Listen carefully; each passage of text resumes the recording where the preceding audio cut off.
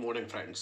मैं हूं आपका दोस्त और होस्ट विनय कुमार सिंह।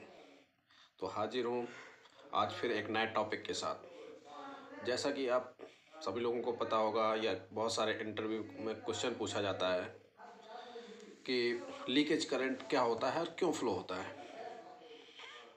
तो लीकेज करंट जब किसी वायर की या सर्किट में जो कनेक्टेड वायर है उसका इंसुलेशन रेजिस्टेंस अगर वीक हो जाता है, कम हो जाता है, तो उसमें जब करंट फ्लो होता है तो उसमें से लीकेजेस होना चालू हो जाते हैं। इसी को बोलते हैं लीकेज करंट।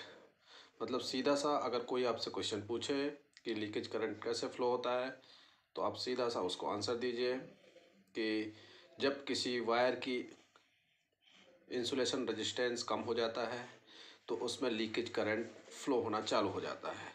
और इसी लीकेज करंट से प्रिवेंट करने के लिए हम उस सिस्टम में अर्थिंग प्रोवाइड करते हैं जो लीकेज करंट टोटली ग्राउंड हो जाता है और इक्विपमेंट को सेफ रखता है।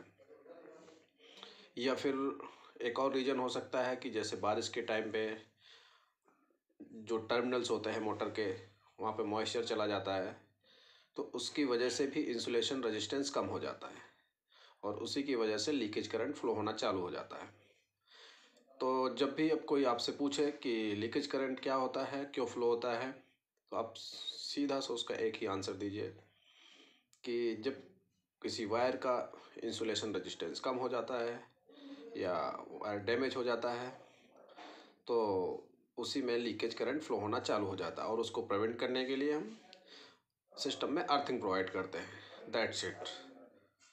सो आई थिंक ये आंसर आपके लिए सफिशिएंट रहेगा। तो आज के लिए इतना काफ़ी है। Good day, bye bye, take care. मिलते हैं अगली सुबह एक नए टॉपिक के साथ, एक नए नॉलेज के साथ। Thank you.